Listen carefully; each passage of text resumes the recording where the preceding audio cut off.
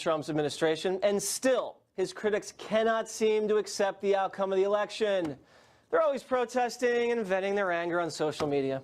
So, many TV networks, including our own, have given them the opportunity to speak their minds, like this protester who appeared on Tucker Carlson Tonight this week.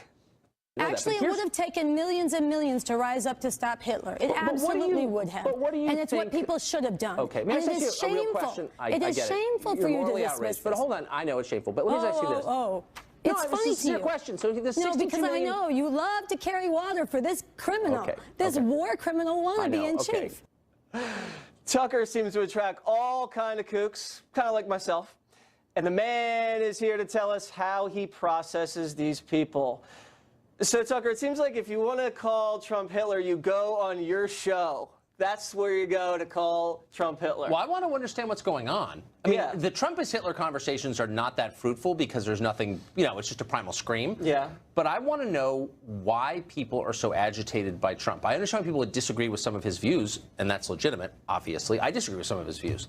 But why the gut reaction of hysteria to this guy? Is it real? Is it a political tactic? And I want to get to the bottom of it. That woman did not help me get any closer. I don't think she did, because when they say Trump is Hitler, do they have anything to back that up, or do they just say Hitler and think they made their point? I think what they're really saying when they say Trump is Hitler, they're not saying just that he's evil, but they're saying I'm virtuous. This is a way in a post-Christian society for people to proclaim that they are good people. It used to be we'd say, I serve the poor, I go to church, I believe in Jesus, I'm going to heaven when I die. But now people say instead, you're evil, you're a racist, and I'm a good person. Right. I'm not Hitler. That's the argument. I'm not Hitler. Now we also have one of our dear, dear friends, Eric Wemple from the Washington Post, going up against Tucker Carlson. Here you go. Was it? Because here's the last line, wait and I'm quoting. Wait 1 second, Mr. Carlson. Wait 1 second, okay?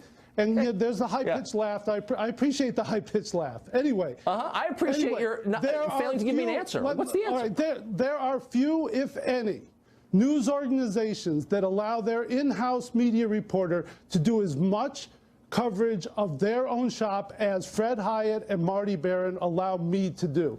And I'll cite you a few examples. Then you just declined to do it?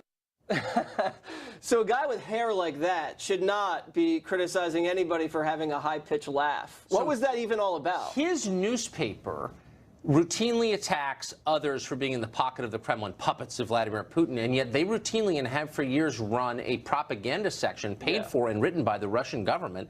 And that guy is supposed to be the media critic, has never even noted it. And so, look, if you're going to be the fearless critic of American media, you ought to be willing to turn the lens on your own employer. But he's not. He sucks up to the people who pay his check every week and attacks everybody else from his moral perch. And I just thought I would ask him about it. He couldn't answer a single question. No, it was not a high-pitched laugh or not. It was not impressive. He's a kind of a creepy guy. He always kind of like sidles up to me at places, and then he's like, "Oh, Jesse Waters," and I'm like, "Dude, get out of here, man." It's just like you're boring. What kind of parties do you go to where Eric Wemple is present? It's actually CPAC. Okay. So there's that. Also, we have Falarka, this crazy protester. She's a teacher. She organized these anti-Milo protesters. You went head-to-head with her. Let's see what happened there. If there was a student in your class who started espousing what you believe is fascism, and you said you need to leave, you need to be quiet, you need to leave, and he didn't leave, would you hit him as you hit that protester? Would you beat him up? No, of course not. But that's not what we're talking about here. We're talking about people who, you know what? In Sacramento, there were fascists who had knives tied at the ends of sticks, and they stabbed people, including Not the man that you hit. Well, wait, first of all, do you believe there was like people with sticks with knives at the end of them poking people? Do you believe that was actually true? Here's what I know for a fact. So we had the video of it and played it. Yeah. She went up to an unarmed man who she disagreed with and started punching him. This little woman. Yeah, so she's a fierce one. Punch him in the face? I gotta say, she wasn't tall enough to hit him in the face, but she kept it. But look, the point is, there's an authoritarian strain on the left. I think it's useful to speak to people like this because it illustrates it. They don't believe in free speech. They think that violence is a solution to political differences. And we ought to highlight this so at least the average person knows this is happening in this country, and it's not going to wind up in a good place at all. When you hear someone say, I'm okay with violence, and they come on their show and they espouse that, do you know what they're going to say that beforehand? Or are you just kind of winging it and you just, I can't believe what these people are telling me? Because the look on your face during most of these interviews is priceless. It's like this shocked look of disbelief, like you can't understand what's actually coming out of their mouth. I'm 47 years old. I didn't grow up in a country like this. I grew up in a country where people disagreed with each other, sometimes passionately, but they always acknowledged the other person's right to say what he thought. Right. And they always said, look, violence is a whole separate thing. Politics is a way to solve differences without violence.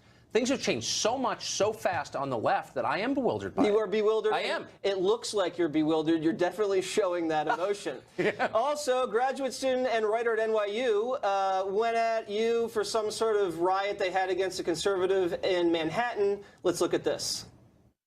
So if I were to go to a rally and people said, I'm just pulling this out of thin air, pigs in a blanket fry like bacon, about police officers advocating the killing of cops. I mean, you would say that's unacceptable. That should not be allowed. Is that what you're saying? I'm saying if student group wants to have a discussion about police brutality or racism. If they were to use that phrase, pigs in a blanket, fry like bacon. I'm not interested in the phrase. I'm not going to debate you over this phrase should be allowed or not. Because you have no principles. That's why. Because all the things you've been saying for the last 11 minutes are totally untrue.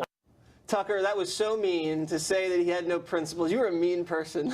Well, he was just going on about how some guy he disagrees with, Gavin McInnes, who's actually a very smart guy and a good guy, is a fascist and a danger to our society, and his words inspire violence. Really? So I said the obvious point, which is you have people in the street advocating for killing of cops. What do you make of that? Right. And because he has no principles, he couldn't respond. And by the way, he's a student. How old can you be and be a student? And he wasn't even the student racket is a good one. I know. This is why people stay in school for so long. Tucker, thank you very much.